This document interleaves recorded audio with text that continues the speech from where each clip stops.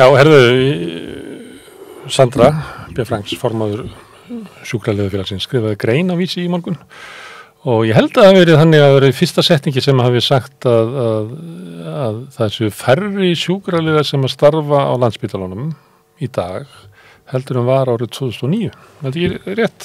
Ekki alveg. No. Nei, það var þannig að það var fyrirspurn á Alþingi. Já. Þórunn Sveinbjarnardóttir lagði fram fyrirspurn og tímaspönnin sem hún var að leggja til var frá 2016 til 2021. Já. Og þá kemur í ljós þegar að er verið að kalla eftir þessum upplýsingum að fjöldi sjúkraliða árið 2016 var yfir fleiri heldur á Landspítalanum. Já, heldur árið 2021. Þeim hefur ekkit fjölgað verulega síðan. Síðan 2001, en hefur fjölgað? Eitthvað lítilega. Já. En svona heilt yfir að þá er bara mikill skortur á sjúkraliðum í kerfinu og það hefur verið lengi. Á hverju? Já, það er góð spurning. Það er bara ómikil eftirspurn eftir þjónustu sjúkraliða. Það er bara þannig. Og þeir fara að vinna þá hvar annars þar en á Landspítalanum? Já, sko, sjúkraliðar starfa allstaðar í heilbrigðiskerfinu á spítalanum og SAG, Sjúkrahúsinu Akureyri, á heilbrigðisstofnunum á landsbyggðinni, heilsugæslunni, heimahjúkrun, heimaþjónustu og svo þeir víða á þessum einkastöðum. Hjúkrunarheimilum? Já, algjörlega. Það er góðir að þau. Og það er bara mikið ákall eftir fleiri sjúkraliðum. En ef það vantar á Landspítalanum sérstaklega, er það þá verra að vinna á Landspítalanum heldur en á þessum stöðum sem þú telur? Nei, það er ekkit endilega verra. Það er alls ekki það. Meira álag? Þetta er, sko, á Landspítalinn er í raun og veru svona bara mekka klíniskra starfsemi í landinu. Ef þú ert sjúkralið með metna þá ættur að vera þar. Já, maður myndi... Það er svona góðar hluta starfsemiðinni. Já, maður myndi telja að það væri, og það er æskilegt, því að það er náttúrulega svona, það er þar sem að maður lærir þetta mest, svona þetta klíniska starf. Svo bara leita sjúkraliðar annað í önnu störf, bara eins og gengur á já, bara eins og í heimahjúkrun. Það er En ekki svona að vera flugliðar og... Sko, jú, svo að þeir fara líka að leita að störfum utan fagsins og það er mjög mikið það. Bæði sko innan kerfis og þá bara í önnu störf sem eru þá í heilbrigðisþjónustunni og svo bara í annað, bara fara bara að gera eitthvað allt annað. Hafið þið kannað það? Hvað myndi það heita? Brottfall úr stéttinni? Já, við sjáum það að það eru til dæmis yfir 5.000 starfsleyfi gild í landinu sem að embætti landlæknis gefur út og í sjúkralega félaginu eru 2200 félagsmenn. Þannig að 3000 félagsmenn, ekki félagsmenn, sjúkralegar eru að starfa við eitthvað annað. Meira hengur. Já, en svo er náttúrulega hluti af þeim líka kannski, má segja, komnir á aldur, en stór hluti hefur farið í frekara nám, gert eitthvað allt annað. Það er eðlilegt að segja eitthvað svona... Já, eðlilega. Fólk er ekki bara í saman starfinu allavega yfir. Já, það er margir sem gera það. Jú, Læknir til dæmis og hjúkrunarfræðingar margir. En maður sé svipaðtölur hjá hjúkrunarfræðingum. Já, það kannski ekki svona alveg hátt. Nei, ekki alveg. Ég hef séð 40%. Já, er það? Sem að væri annars þar. Já, ég þekki það bara ekki alveg. Ekki til þess að geta svona fullirt það. En ég þekki náttúrulega stétt sjúkralega mjög vel. Og ég held að, og ég er bara alveg fullur sem það að ástæðan fyrir því að það er svona mikið brottfall úr stéttinni eru bara starfskjörinn og umhverfið. Starfsumhverfið. Hvað meinar með umhverfið? Það er bara í aðbúnaðurinn. Það er vinnutíminn. Hann er mjög krefjandi, þetta er stærsta vaktavinnustjættin, sko hlutastlega eru flestir í vaktavinnu. Vaktavinnu með nætu... Já, með svona sólarhringsþjón, á þrískiptum vaktum. Sem er bölvað til langstíma. Til lengri tíma. Það hendur ekki öllum allavega. Nei, þeir hendur ekki öllum. Og það getur verið ástæða líka fyrir því að það er svona brottfall og það er krefjandi. Það er mikið álag að vera svona á þrískiptum vaktum. Og svo er bara aðbúnaðurinn, tækin. Og tólinn sem okkur er falið að starfa með og það Hvað er þú setja að sinna sjúklingum en raunverulega eru aðstæður á spítalanum þannig að þú getur ekki gert það, þú veist að þú getur gert það miklu betur. Já, sko, til dæmis það að ég þarf að skrá alla framvindu sem að er hjá viðkomandi sjúkling sem að við erum að taka lífsmörk og mæla blóðþrýsting og annað, við þurfum að skrá það, en það þarf að vera tölvur í lagi til að geta skráð. Það ekki alveg sjálfgefið að þau vinnutæki séu í lagi. Bara það sem að manni finnst alveg sjálfsagt að hafa tölvurnar í lagi og hugbúnaðurinn sé bara eins og maður ætlast til á hverjum tíma á hverjum stað. Það eru brotalega meiri því líka, þannig að þetta er svona, þetta er bara viðbótarálag. Það er ekki bara það að sinna þessum veika, að það sé erfitt, hann er kannski ekki með rúm sem er hendar honum eða það er ekki hjólastóll í réttri stærð eða þannig það er ekki bara það heldur svona umgjörðin öll, hún er einhvern veginn svona brotakent og það er viðbótarálag í því. Dóttir mín var á barnaspítalanum og þá var einmitt að því nefnir sko hjólastól sem að passast, að það var allir svo hissa að stólinn passaði. Já, ég meina, hugsaði þér, þú ert að vinna með þetta fólk og það er undrandi við því að fá tæki sem að hendar því. Þetta er náttúrulega það eru allir rosa glaðir að sá að hann virkaði. Já, þetta ánáttúrulega ekki að vera báðilegt. Það er bara þannig. Og allt svona tefur framvind í þjónustu, ef að þú ert að leita réttu græjánum til þess að sinna viðkomandi, að þá, hleðst upp önnur verkefni af því að þetta er ekki að ganga nægilega vel fyrir sig og það náttúrulega er ekki bóðlegt. Hefur þetta versnað? Var þetta betra? Hefur þetta bara alltaf verið ómögulegt? Ég held, nei, alls ekki ómögulegt. Nei, alls ekki ómögulegt.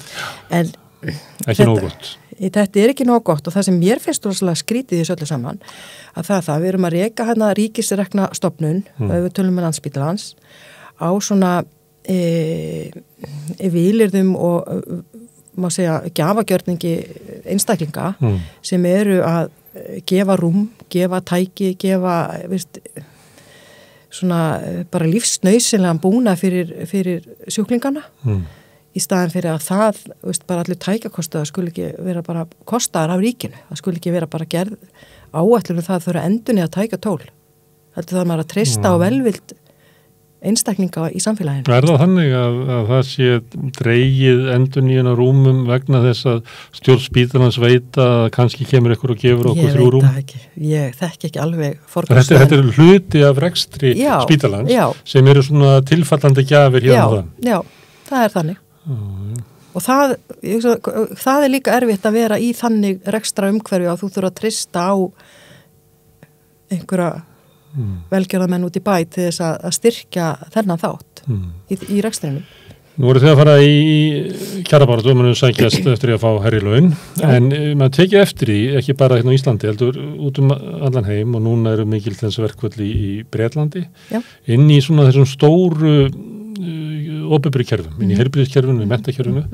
Þar eru kennarar og hjúkrunarfólk að leggja áherslu, ekki bara að leggja áherslu á launin og svona, en það er líka áherslu á svona, maður geti kallað bara svona eins og virðingu, að inn í kerfunum sé hlustað á fagstéttirnar, að þessu byggðar upp út frá sko þeirra mati og öðru slíku, svona ég segja bara valdin í kerfunum, svo virkar stundum á mann eins og að stéttirnar hafi lifað lengi inn í kerfi þar sem ákvarðanir og teknar einhvers þar mjög fjarri.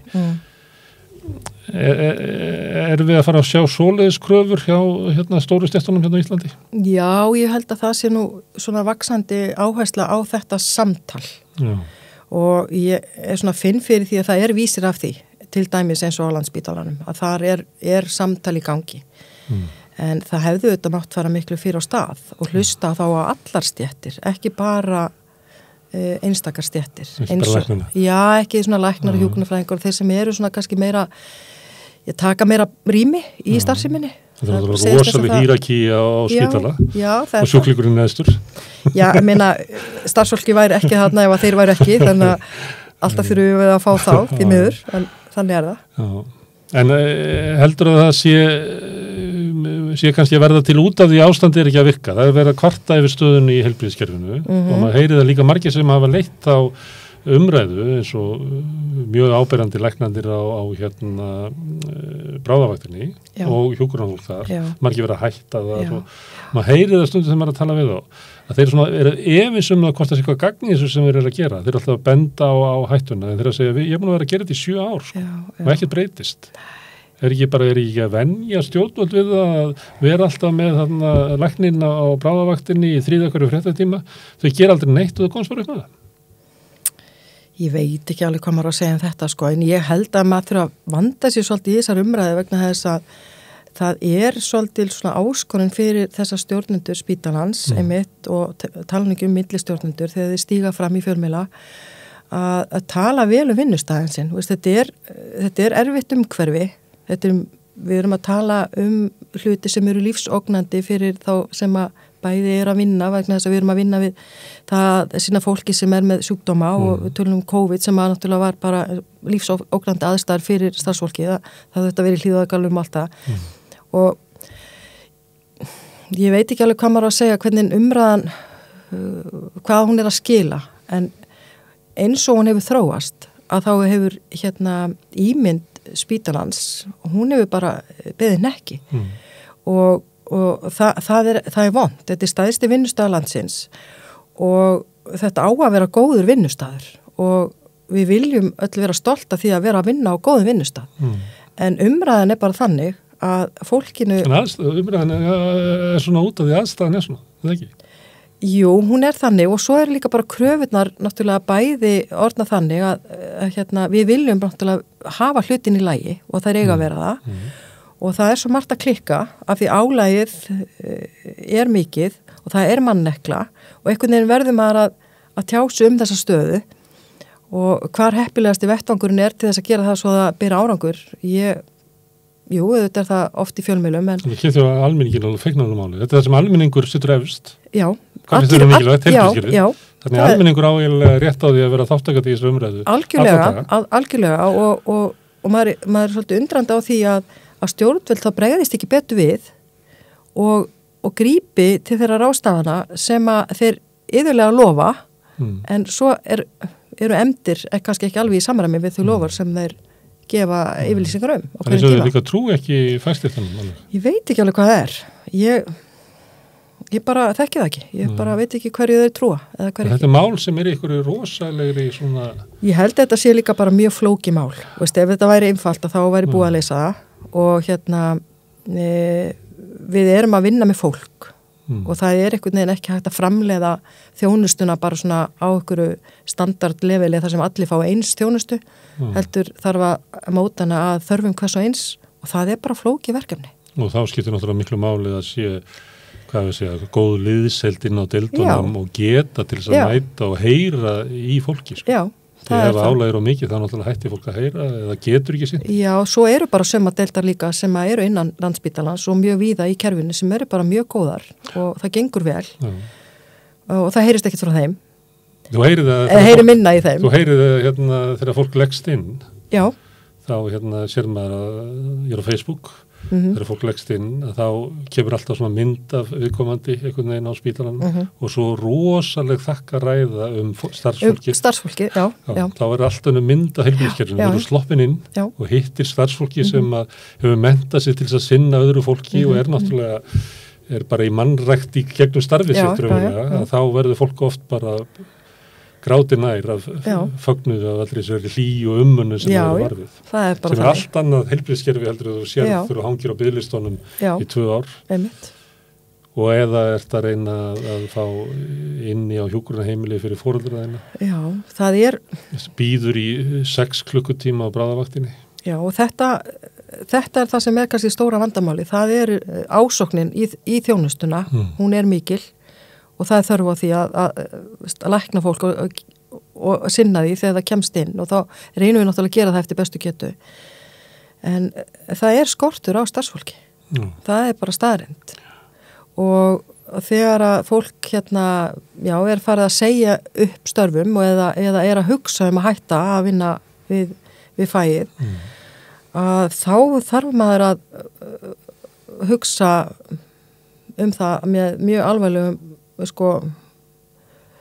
þú væri að stýra kerfinu missa frá þér gott fólk það ekki gott fyrirtæki sem að missa frá þér gott fólk og það sem mér finnst við vera bara að gera í þessu öllu saman við erum í raun og veru bara ekki með samkeppnishæft umhverfi innan heilbrigðiskerfans þetta allt og lág laun sem að þessar stóru kvennastéttir eru með eða fá og þetta er bara svo staða sem að við stöndum frammi fyrir fólk bara leitar á önnu mið þegar að það ekkert atvinnuleysi má segja í landinu.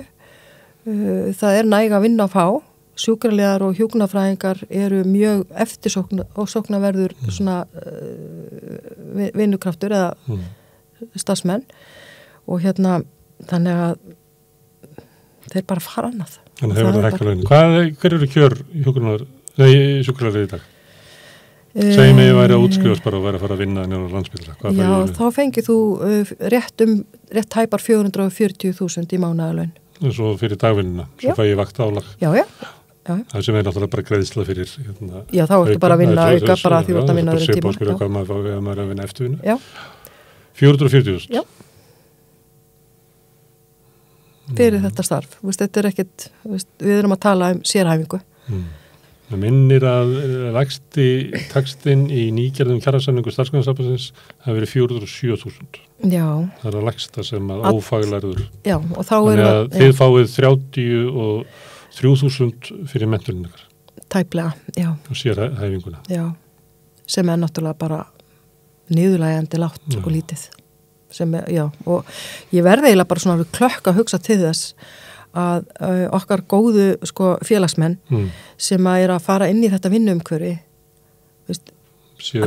ég meina þeim sé boðin þessi laun ég verð bara miður mín yfir því. En af hverju er þetta því að þið eru best konur og þið eru að sinna þessu af öðrum ástæðum heldur en að sækjast þetta peningunum, þið myndu að gera þetta hvað sem þótt þetta þau ekki ekki? Nei, ég held að sé ekki þannig en eflaust einhverja svona gamlar leifar af einhverju svona hugmyndafræði að þetta voru störf sem að voru ennilega sinnt svona heimilum fólks í gamla daga og ef þú lítur kannski til Austurlanda fjær þá er víða svona þjónusta gerða af fjölskyldinni það sem ekki eru til þetta heimili. Það var bara í sjónvarpinu í gær Kína. Einmitt. Það sem þessu bara varpaði yfir og nú eru þeir í vandræðum að þegar bara einbirni sem að sjá báða fórhaldurna. Já, þannig var tíðarandin í eldgamla daga á Íslandi en við erum bara sem betur fyrir í öðrum nútíma.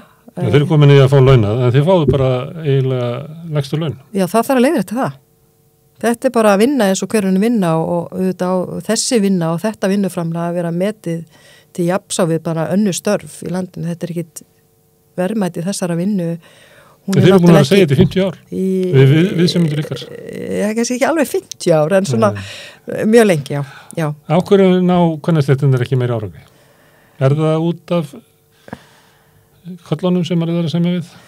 Nei, ég held að þetta sé svona inngróið í samfélagið svona hér á árum áður svo hefur það fengið að þróast allt og lengi fyrir daufum eyrum stjórnenda og þeirra sem að réðu hérna árum áður og mér finnst svona vera að við séum í þeirri vegferð að fólk sé að átta sig á því að það þarf að meta virði starfa kvenna með sama hætti og önnur störf og ég held að fólk sé bara að opna augun fyrir því, ég allavega stendi þeirri meiningu að fólk sé að átta sig á þessu núna. Sundu fann að kannast eftir í hart, ljósmæður fóru í verkvall og fengu ótrúlega stuðning þjóðarinnar. Já, ég held líka bara að skilaði það árangri? Ég held að það sé fengu þar leiðréttingu kjara sinna?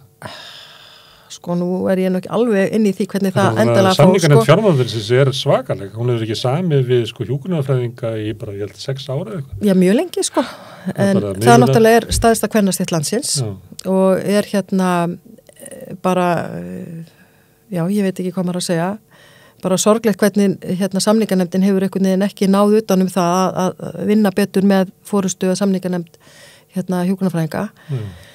Ég hef ekki hefur ykkur gengið betur með hana? Já, við höfum allavega náð samningi en spurningin er við höfum verið allt og nálægt botninum í láglaunum það er ákveðin botn í því hvað eru láglaun og lægstu laun í landinu og við vorum bara að segja niðurlægjandi nálægt þeim botni þannig að það varð að spynna upp og ná einhverjum aðeins betri kjörum sem við náðum að örlittu leyti í síðustu kjarasamningum en auðvitað það náttúrulega ekki nærina og gott og heyri það þegar að launabilið er ekki meira á milli aðila þau voru algjörlega bara að byrja á vinnumarkaði ekki með neina menntun eða neitt og fær 33.000 krónur lægra í grunnlaun heldur en sjúkraliði sem er búin að þá að ljúka þessu sérnámi sínu og að vinna í kerfinu bara, veist, mér finnst þetta einhvern veginn ekki alveg rétt gefið. Það var hérna í gær hjá mér, hann Kristján Þórður, forseti Alþýðusambandsins, hann formaður Rafiðnaðarsambandsins og hann var að semja á 6,75% hækkun. Dugar það ykkur? Já, hann hlýtur að fá hagvöxt 9,6% verðbólga, svo ég minni það. Já, en það náttúrulega að þeir fá hagvöxtaraukan líka. Nei, hann inn í þessu. Já, nei, ekki 6,75, svo hagvöxtaraukin. Þannig að 13%. Já, sem bætist við. Þá þetta eitthvað kringum 11% eða, minna að segja hvað þannig, kringum það. Ég meina, við náttúrulega bara, við semjum náttúrulega ekki neitt minna en það. Þannig að það þið ekki getur fallist það á skammtíma samning? Sko, ég reikna með að við munum fara í sambarlega vegferð og það sem að gerast á almenna markanum, vegna þess að við erum bara óvissu tímum í efnahagsmálum, maður þarf að vera skynsamur og það í raun og veru ekkit viti því að fara að binda kjarakjör stéttarinnar til lengri tíma á svona óvissu tímum, þannig að við verðum bara að hugsa til skemmri tíma. Það ekki alltaf óvissu tímar? Ekki svona eins og núna. Nei. Þetta náttúrulega þetta svona, alþjóðlegt. Já. Þetta ekki bara á Íslandi. Það ekki verið meiri hagvöxtur í Íslandi síðan 2007, eða ykkur þorir að hugsa til þess árs? Já, það sko, sem við verðum ekki glemma því að stýrivextir hafa hækkað, verðbólgan, hún náttúrulega hefur rokið upp og það eru svona sveiflur sem að maður vonast til að muni svona ná ykkur í jafnvægi. Þið ekki inn í BSB? Jú. Og sem BSB því sem ég bara sjálf? Sko við erum í svona samfloti með BSB. En þið eru fyrst og nætt að semja sjálfur? Við munum vera í samstarfi með BSB þessi stóru mál, þessi miðlæga mál sem að svona eru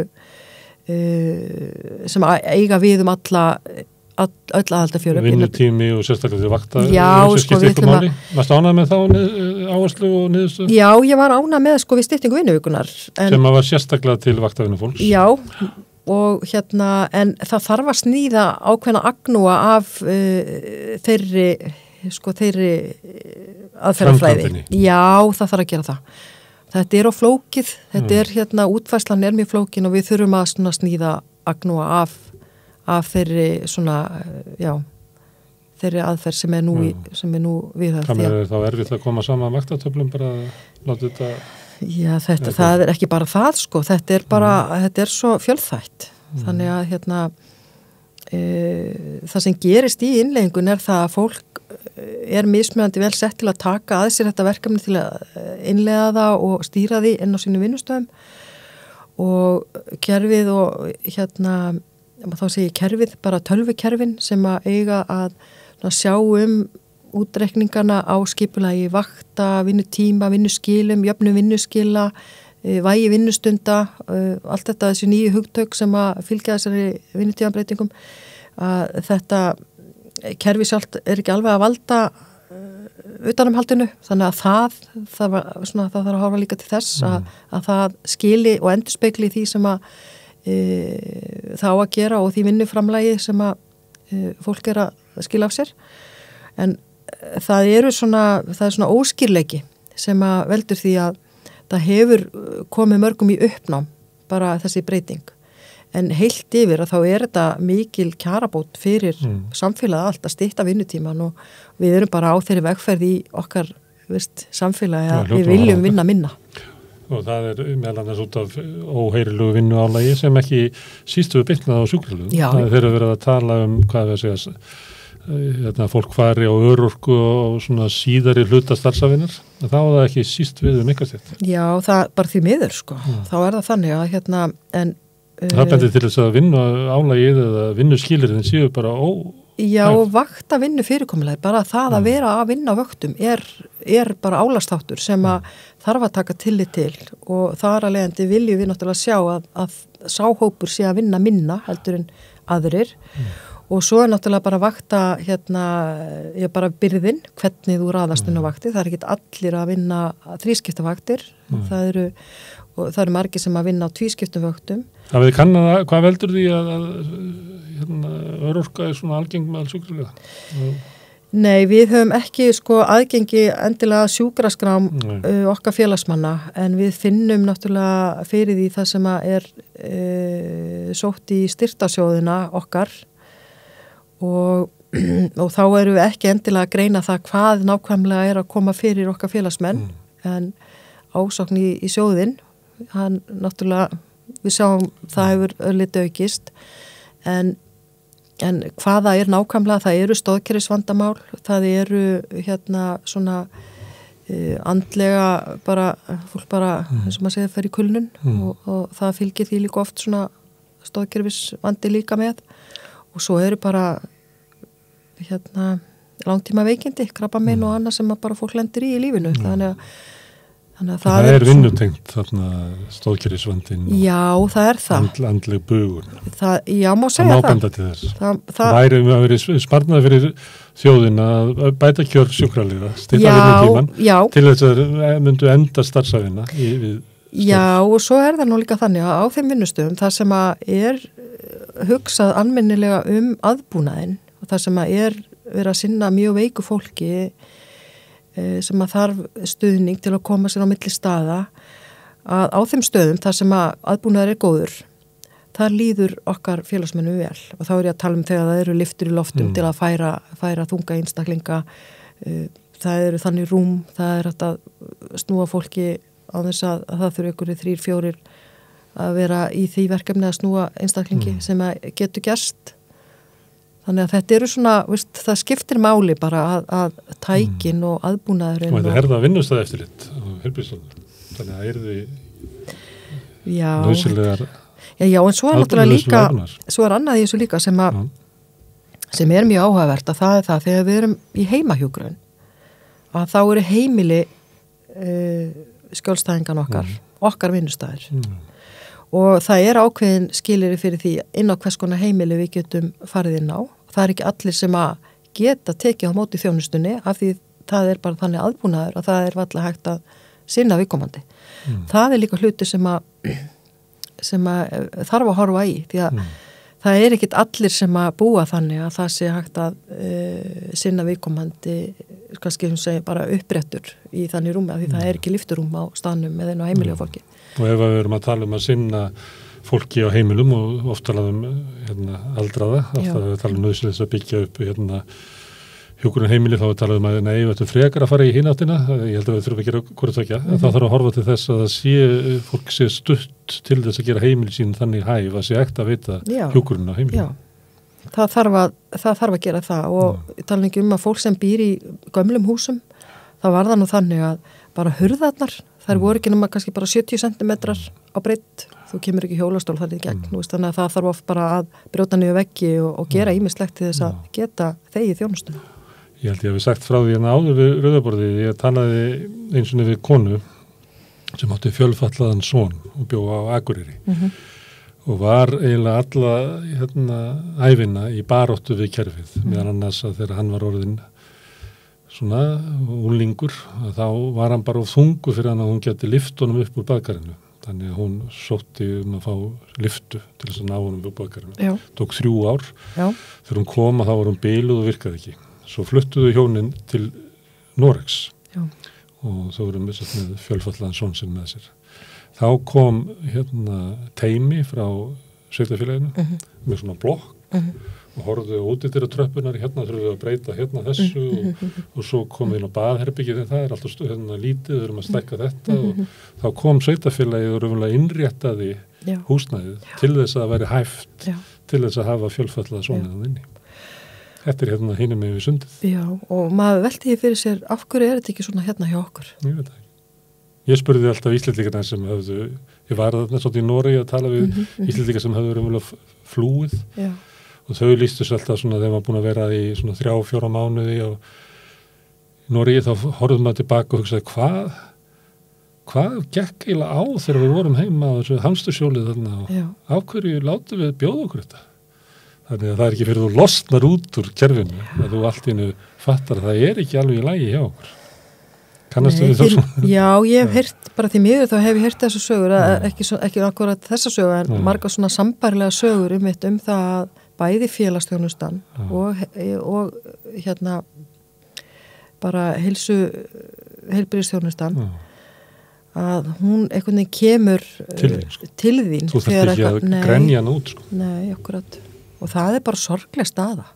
Hér á Íslandi þarf maður að þurfa að hafa svona mikið fyrir því að fá þjónustu og fólk býður allt og lengi bara eftir einföldum, eða svona ekki tiltölulega einföldum aðgerðum. Þetta náttúrulega ekki hægt að bjóða fólki upp á þetta. Kannski lagast þetta þegar heilbrigðisstefnan taka sér saman og móta heilbrigðisstefnu og þrýsta á stjórnvöldum að fylgja henni frekar heldur en að vinna alltaf eftir einhverjum McKinsey-skýrslum. Já, það má kannski segja það.